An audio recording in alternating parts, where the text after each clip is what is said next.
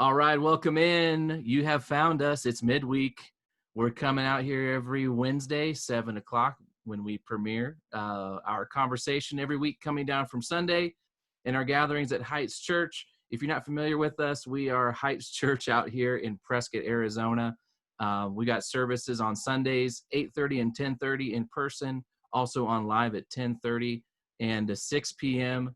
Online, live at 10:30, replay at 6 p.m. And you are most welcome to join us there. You can find us on Facebook and on Instagram. We're easy to find. You can search for us. And so what we do here is every Wednesday, we get together and we kind of unpack and extend the conversation from Sunday, where we try to take the message and what God's been saying to us in that, and then really get down to like the nitty gritty of applying it to our own lives and walking through the tensions that arise when we compare who we are and our hearts with who God is and his heart. And we try to work those out in this conversation. So with me in this conversation, I got a couple people that you will recognize. So I'm going to go ahead and bring them in right now. And here they are.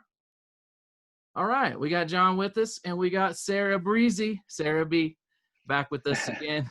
You guys will recognize Sarah B is part of our kids team that we love, and John, lead pastor here at Heights. John, you were up this Sunday as we continued our sermon series on the Wedding Apprentice, and man, super timely conversation this week talking about Jesus and this idea of us versus them. So I thought, man, let's just drill and dig into that a little bit. I feel like, this whole idea of conflict and how we're experiencing it, how Jesus would handle it, is very timely right now. So I feel like it's pretty easy to find ways to talk about it. But first, though, we got to ask Sarah B a question. We learned last time, Sarah, that you were on with us.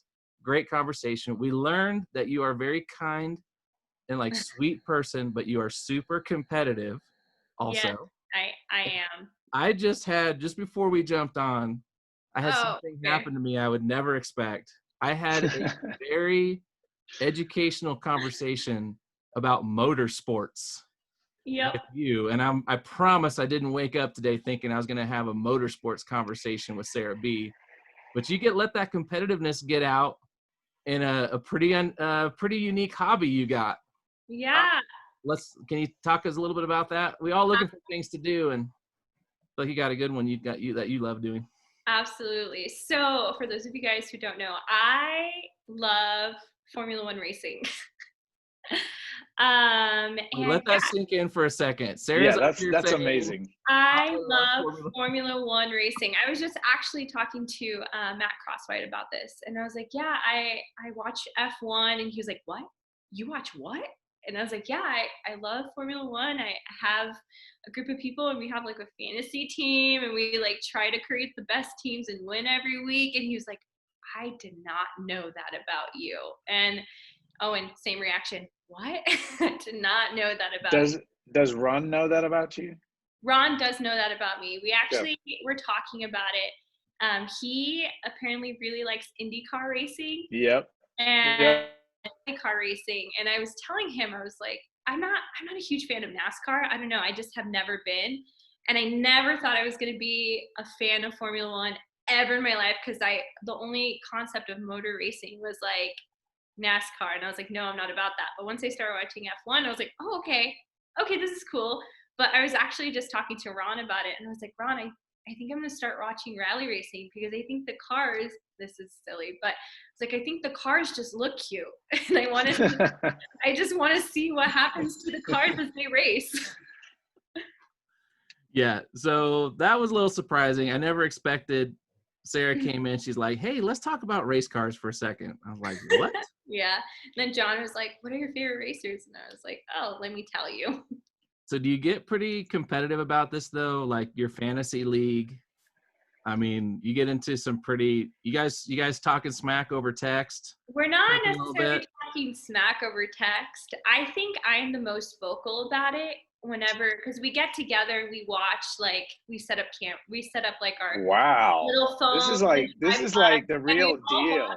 We all watch together via Zoom, because some of us we're just in different places, and so we watch, and I will be the one that's like, no, my team. And so if like one of my drivers is out of the race, I just get so like, I don't even want to watch the race anymore. And everyone's like, Sarah, have fun. I'm like, okay, I will. Just give me 10 seconds to grieve, okay? My team just took a really big hit. And you got to get up early to watch these races. Some of them, I mean, they're not in even on our continent. I mean, you got to get up early for this. I think the earliest this season that I've gotten up has been 4 a.m. to watch a qualifying or a race.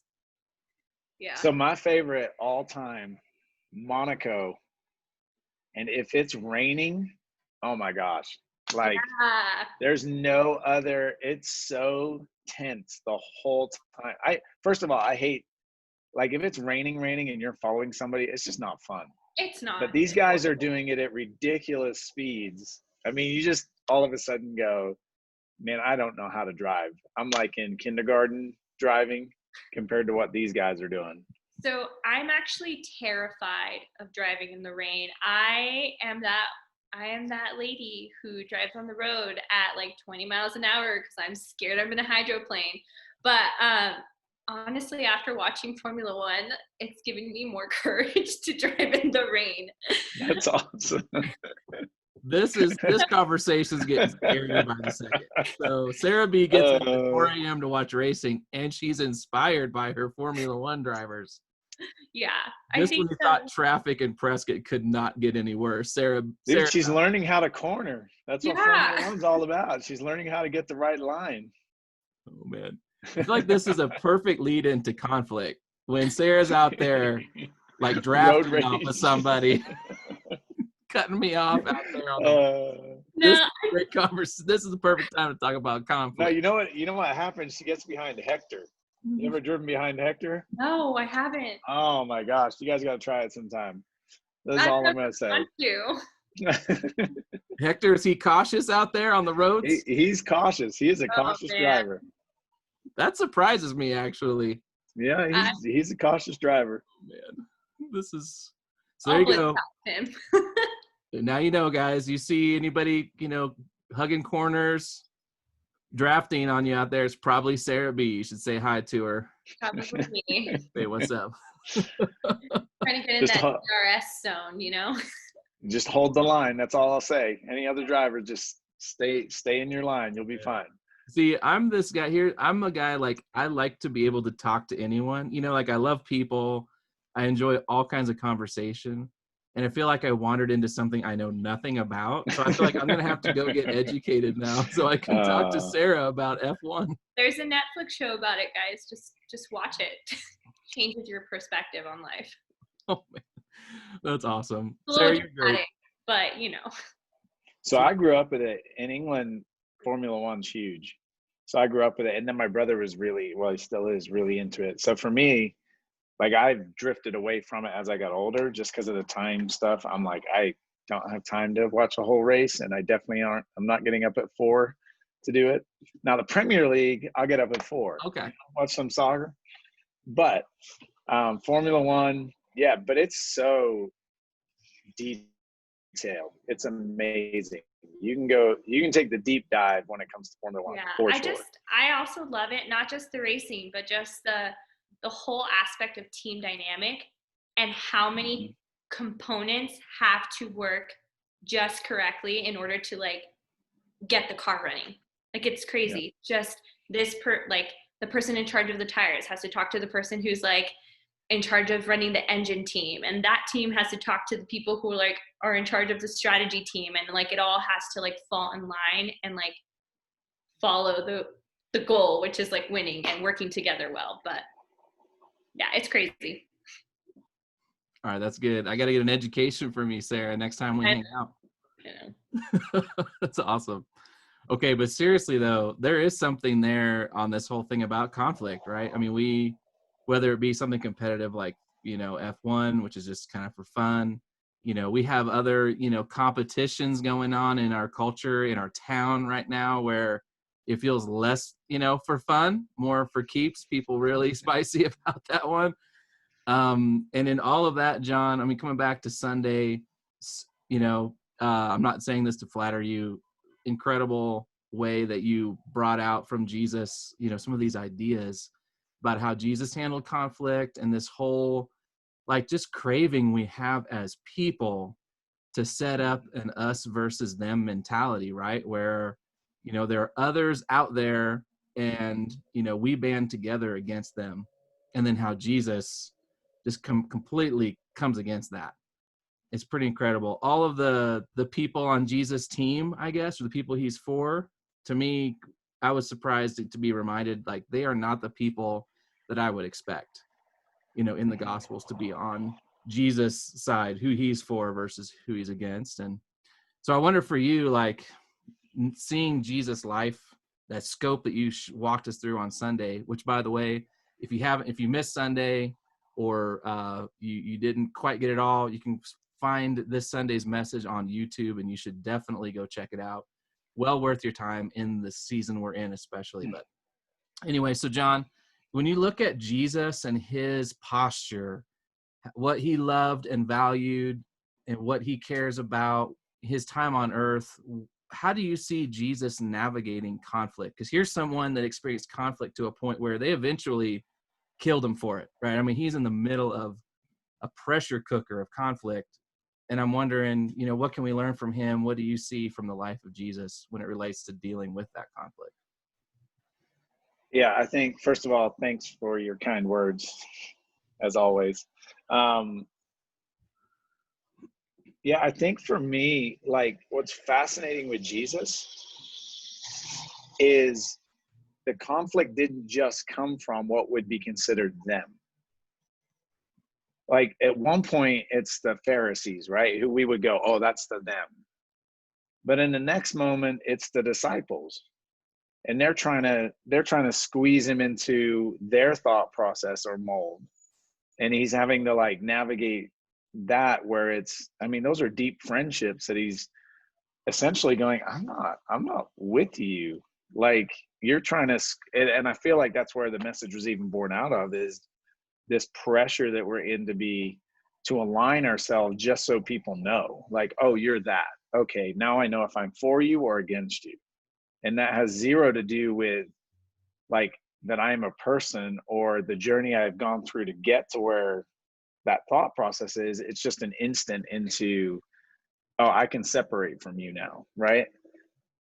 I think, like, looking at Jesus, he's constantly pressed, whether it's Rome that's doing the pressing in the end, or whether it's, a certain religious group, or it's the disciples, or it's a random stranger that comes up and goes, hey, what about this? And he's like, okay, well, let me take you. And what I found was, and this is what was fascinating to me, his opinion was always determined by the values of heaven. And so it didn't necessarily matter who was in front of him. They weren't going to sway him. What was going to sway him was what his Father thought and the values that heaven stands for.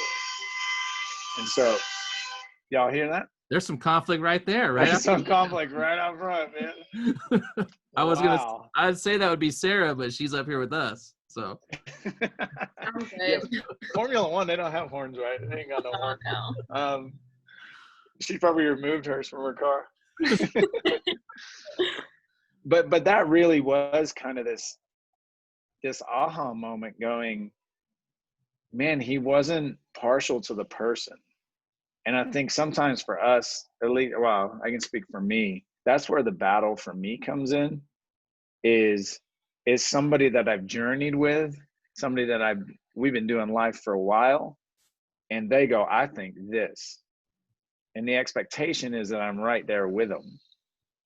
And having a filter, I think that's what for me the weekend was going, man, there's a filter that we get to put things through that allows us to say yes to stuff, and allows us to say no, and allows us to stand for things that aren't going to change.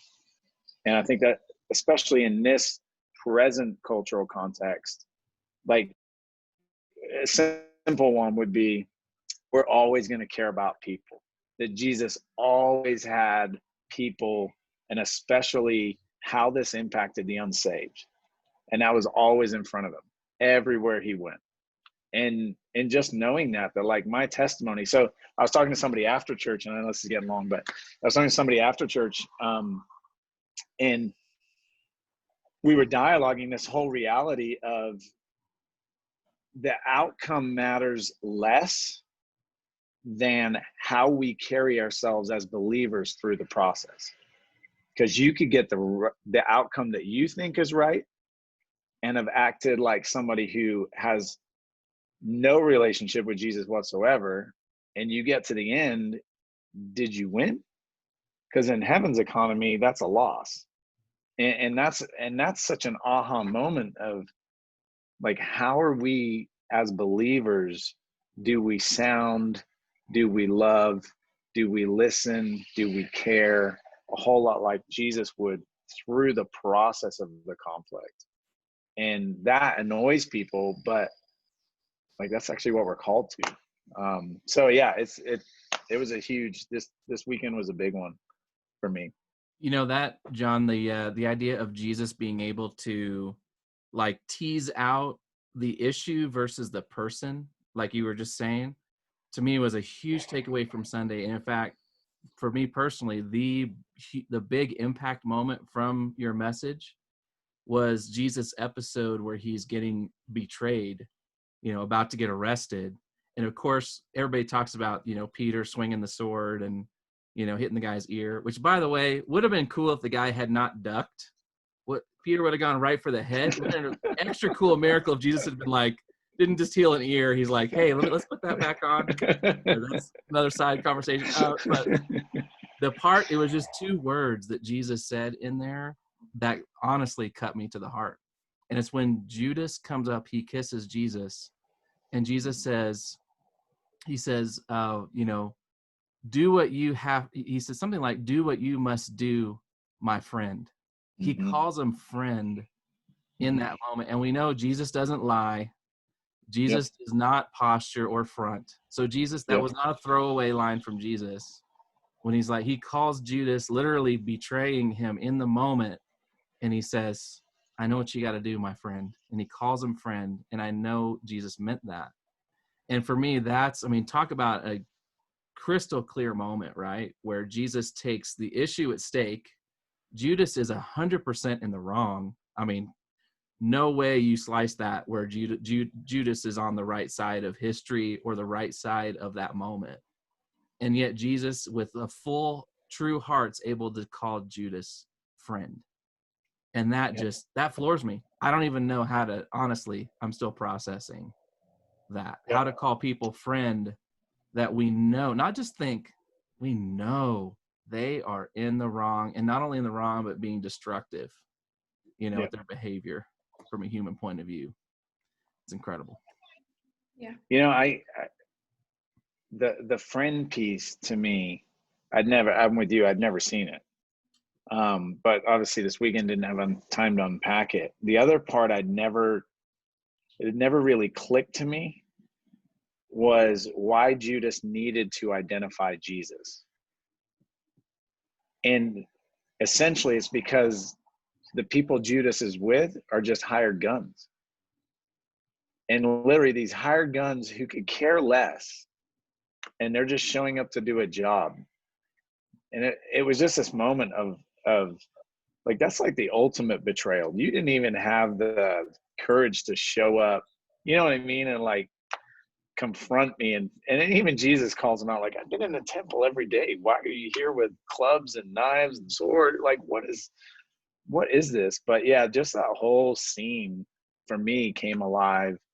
And then you couple the cutting of the ear, and Jesus essentially joins sides with those hired guns that have now showed up, and joins sides with the betrayer and goes, no, this is good, even though it clearly had zero good for Jesus himself, the personal side, but for scripture to be fulfilled, for God's story to move forward. And I was actually talking to another guy. not to get into politics, but we're talking about the outcome. That you look at Acts in the early church, and the persecution is what scattered them. It's actually what caused us to receive the gospel. It's what caused the church to grow. And you look at an outcome, and we go into worst case scenarios of what it means. But what if that's what's needed for the word to be fulfilled? Like, we'll still be the church. We'll still love Jesus. We'll still figure out ways to do what we're here to do. But at the same time, it's like, man, I'm not going to run and hide. I'm going to celebrate the fulfillment of scripture. It just, that story is so rich on so many levels, for sure. But yeah, that's cool. Yeah. Sarah, what about, I'm thinking about you in this season, besides your Formula One, fantasy league people, which I'm sure that gets, pretty tense in there. But otherwise, I think about even your tribe of people, your age group. I think you face a lot of conflict right now, just as far as, everything from, public health responses, election, then you get into the church world. All of these are hotbeds for conflict. I guess, well, I'll ask a real question. How do you find yourself keeping your footing? What's helping you maintain, that attitude like Jesus in the middle of all these different, aspects of life where it feels like there's not really a clear win as far as a clear way to resolve the conflict. We just have to sit in it, Yeah. I think because the whole issues of the mask and the political stuff, that has been a really in my face kind of topic. A lot of my friends have opinions about it, and I'm very I don't know, my heart is more for wanting people to feel welcomed, wanting people to feel loved. And so there have been moments where I have been in a room where there's just, conversations going left and right. But at the end of the day, I think the biggest goal that I want when I enter those conversations is I just want people to understand that, yeah, we have all these differences in opinions and stuff like that, but that doesn't mean that my opinion is makes me less worthy or less valuable. So I think remembering even though this person in front of me has a different opinion, they're still worthy of love. They still I can still approach them and with my opinion, with humility, with with patience to hear their side of things. And so yeah, I've just been navigating this season with just being okay, God, what is my heart towards people, and how do you want me to show love to people when they're just being mean or not necessarily on the same page.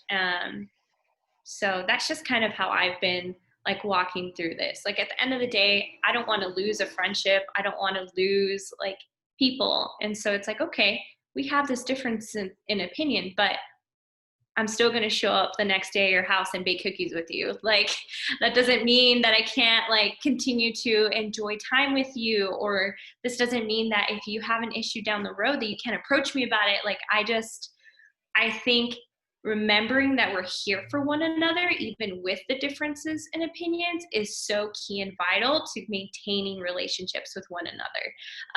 With my family, my grandparents, I've been very Mom, Dad, love you guys.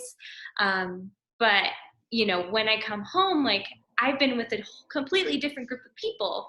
I would prefer, to just have a mask, and they're oh, but we don't really agree with that. And I'm okay, we may not agree, but we can also agree that we love each other and we respect each other. And the hope is to at least hang out someday and we can all stack hands and agree on that. So that's just, I don't know, that's just kind of my mindset is I don't want to lose the person in front of me. If anything, I want to show them more of Christ and respect them. So. It's so good. Yeah. So how, just on that idea of love, and this could be either of you guys, because I think that really captures the heart of what you see in the person of Jesus in conflict is he never loses that. What are some practical conflict moments that you feel like you've had to walk through where you've chosen to, I'm going to love you in spite of the conflict around, or the conflict that's trying to be forced even? Is there any moments that come to mind where you're like, oh man, I stepped into love, and like I wouldn't change it, but at the same time, like that is a choice that we make to step into love, and it looks a whole lot like heaven when we do. Any of those come to mind? Yeah. I put you on the spot. We didn't even talk about this. Yeah, got you. I just think it's so practical. I think it's like a super practical way of stepping into it. Yeah, I've been meeting with a friend to run like every single week, and her family has been very like, we're going to stay in home, we're going to stay indoors. And my friend and I have just been like, we just want to get together and run, like spaced apart, whatever. And then it's kind of turned into this like discipleship relationship kind of thing. And so through the whole process, like I was like, oh my gosh, God, like this has been such a good blessing. Like you've allowed me to step into a space where it's not the most convenient. We can't like be super close, but I've still been able to cultivate this really awesome discipleship, mentorship relationship with this person. And through it all, like we've been really frustrated with the like, can't we just hang out and like watch Gilmore Girls on the couch, you know, like, but through this process, it's been like, okay, the social distancing, the mask is really important to this family. And like, I still want to preserve this relationship with this family. And like, I care about them and I value them. You know, like it's okay if we sit in, like it's okay if we go ahead and wear a mask while we're talking 6 feet apart. Like I think we've just accepted that, and we've been like, we know that we're like safe and we're distanced, but we've accepted that, and we're like, it's okay because we still want to be able to talk to each other, and we'll do like whatever it takes in order to maintain that mentorship, discipleship kind of relationship. And like at the end of the day, it's like, well, it's just a mask. Like it's okay. And so it's great to be able to still have that relationship while still loving the family that's at home.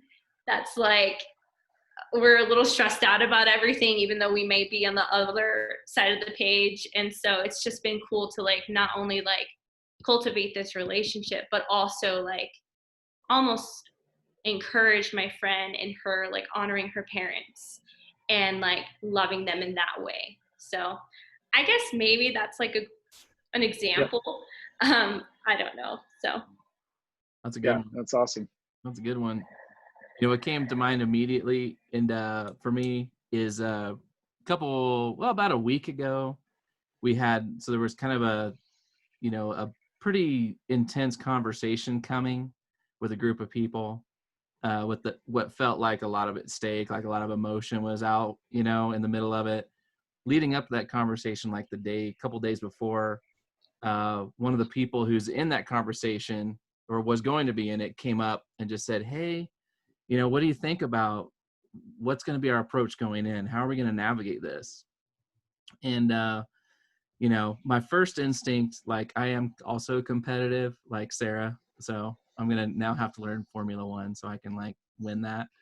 But so my instinct is I'm, you know, strategic. I look for an angle, like how are we going to, you know, how am I going to make the outcome work out in my favor is my instinct.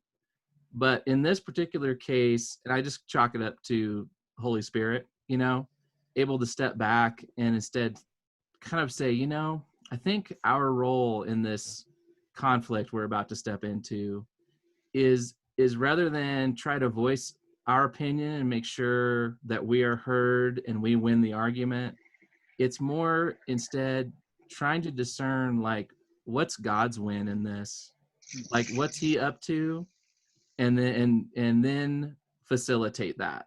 So in a really practical way, like I made the choice, like, man, I'm just not going to speak up every time my opinion comes to mind, or if it feels like my views aren't going to win the day, you know, instead I'm going to go into this situation with a lot of prayer, like a lot of discernment, and then consciously just try to choose to like see what God's doing in that situation.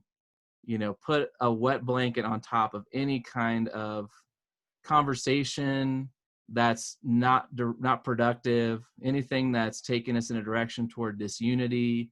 I'm just going to be, I'm going to be a wet blanket on top of any of that, even if that means like my point doesn't get across. Even if we don't get the win, it's okay, because the win is really what God's up to. I don't know if that makes any sense, but I feel like that's our role right now. I know my role right now as a believer is it's like James says, everyone should be, in fact, let me pull this up. James 1:19, it says, understand this, my dear brothers and sisters, you must all be quick to listen, slow to speak, slow to get angry. Human anger does not produce the righteousness of God. And I feel like that quick to listen, slow to speak, slow to anger, which is like, be as hard to light on fire as a wet log in a windstorm, like just good luck lighting that. It's like, I'm just not going to get caught. I'm not going to catch fire on this. I'm going to listen, be slow to speak. And I feel like for me, that's where I need to be, especially here we are on this Wednesday. And, there's a certain Tuesday coming up on the calendar. People probably are noticing, got it circled in red, maybe in blue, probably in red. But here's the thing, my wife and I, we were just talking about this. Sorry, I'm like monologuing here for a second, but I got an obvious statement that's in my mind for that Tuesday. And that is, there's a Wednesday after Tuesday. This is not the end. It's not the end of any relationship. It's not the end of the conversation. There's a Wednesday after Tuesday. And I want to conduct myself on Tuesday so that I'm proud of myself on Wednesday. The relationships are still there on Wednesday. The conversation's still there on Wednesday. I don't want to pretend like this is the end of the world. And I feel like as a believer, when I know God's in control, it's like, man, I can just let him fight for the win. Let me fight for the relationships. Let me fight to reduce the conflict. And that's very practical, very, very hard to do. So I'm stepping away, like social media, I backed off on that a little bit. All those places where, I want to troll. I want to give a piece of my mind I can't afford to lose, right? It's like, because there's a Wednesday after Tuesday. I want to be here for the Wednesday and feel good about myself and my relationships on that Wednesday after Tuesday, Yeah. I carry this on my whatever the home screen is. Is that what it's called? In front of your phone? Sure. I'm so old, I don't even know what it's called anymore. But it talks about, you put on the new self in verse 10, it's Colossians 3:10, which is being renewed in the knowledge and the image of its creator.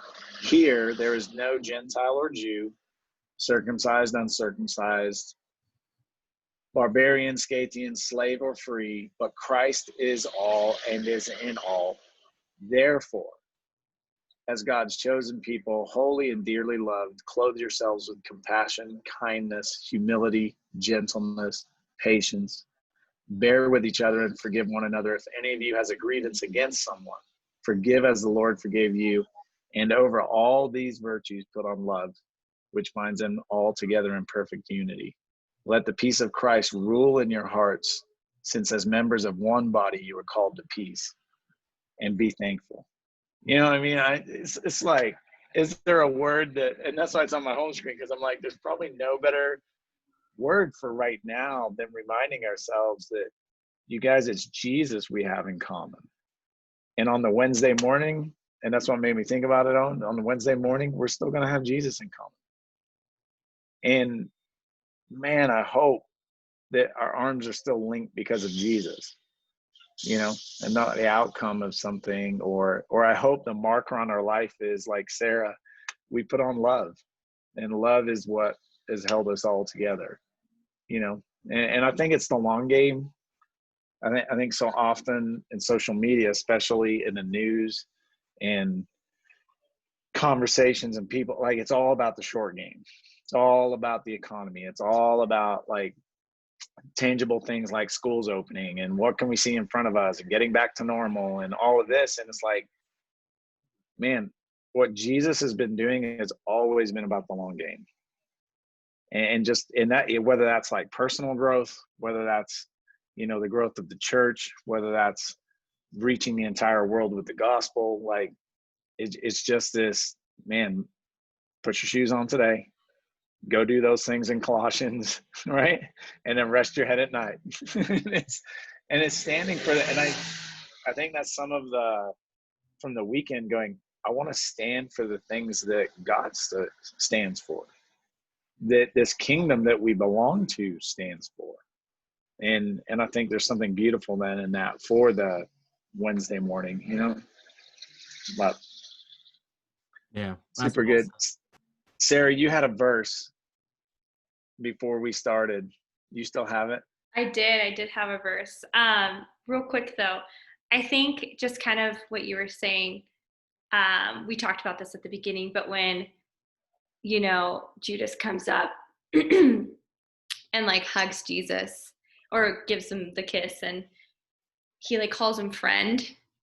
Like, I think we've all been that person that like is in conflict with Jesus, you know, like we're in conflict with our own walk, and like Christ still calls us friends, you know. And I think like having compassion for one another, loving one another, like we still want to turn around and on that Wednesday be like, hey, hi friend, you know. And I think like that's super great, and that's showing Christ. And then even to be able to receive that from other people and be like, hey, I'm still calling you friend, is like so profound. But yeah, I did have a verse. I've been sitting in Ephesians like this whole past week.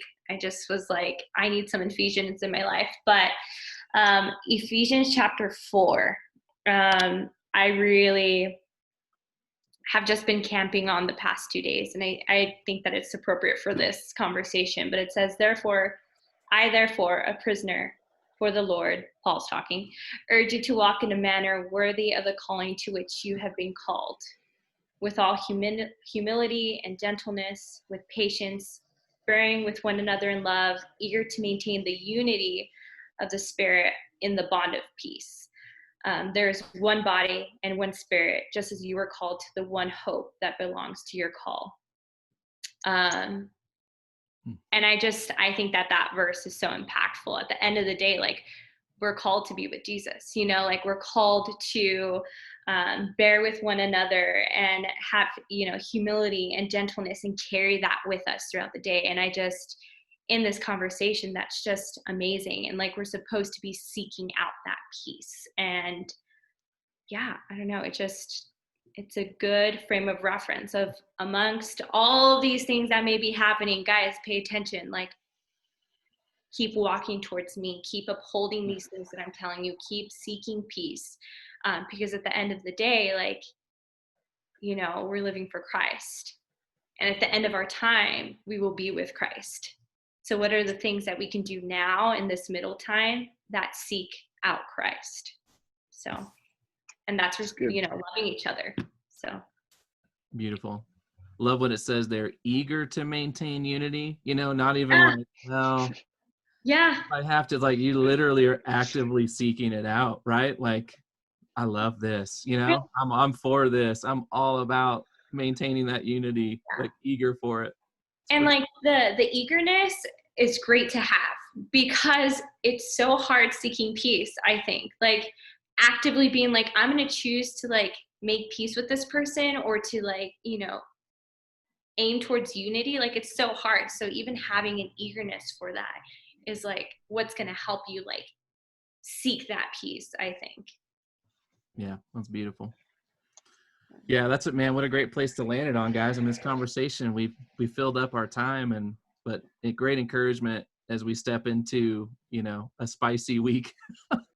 And in so many ways, I mean, pick, you may or may not be political or, but there's something here this week that no doubt puts me in a conflict with someone else. And to be eager for unity, to think about Jesus embracing Judas and calling him friend, because Jesus was able to separate the issue from the person in that moment.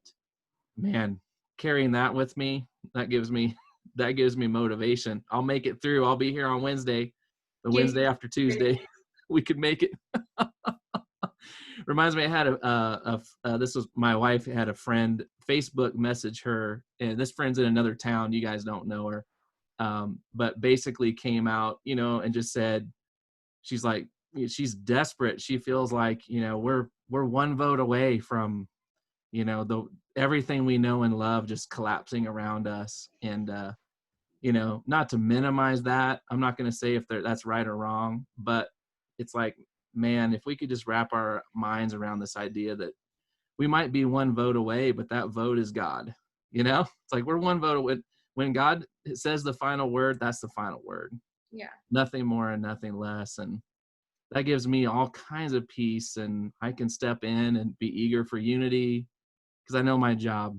That's my job in this season. That doesn't mean I don't speak my mind or have opinions, but put the sword away. Like Jesus told Peter, hey man, no, put that sword away. That's not how we do it. That's not how we do it. Man. But John, you got anything as we wrap this up? No, I think we covered it all, man. I think we covered it all. I think just an encouragement to, man, look for moments to love. And even just, someone said a long time ago, it's definitely not mine, but the idea of pausing, that when conflict shows up, what if we just pause and go, man, what does heaven think? And go from that angle, and I think we'll be all right. So beautiful. But it's fun. It's fun hanging out with you guys. Likewise. I learn something every time. Formula One, Jesus. I love it. Passion. Makes me look forward to heaven when we just get to just kick it for eternity. It's going to be great. Can't wait. Meantime, we'll pause here and say thanks to you both, Sarah B., John. Much love to you both. Much appreciation. Thanks for you. You too, my friend. And we'll tie a ribbon on it here. We'll say thank you to you for joining us as well on this edition of Midweek. If this conversation's meant something to you or you want to talk about it further, we are here to help you find Jesus, follow Jesus, to encounter Jesus, and to find your place in the story that he's prepared for you. So connect with us. You can connect with us in comments here. You can shoot us an email, find us on Facebook, join us on a Sunday. We'll be out here in Prescott live at 8:30, 10:30 on our Prescott campus, and then online at 10:30 and 6 o'clock right here on this very same YouTube channel. Much love to you as you are what Paul calls a minister of reconciliation out there. It's hard to make angry as a wet log in a windstorm. That's our prayer for you this week. Much love to you, and we'll see you Sunday. Don't forget tomorrow as well. We got morning coffee Thursday at 10 o'clock. Many, many ways to connect, so don't be going through this season alone. Much love to you from all of us. We'll catch you next week here at 7. Hope to see you Sunday as well. Take care. Have a great one. Bye for now.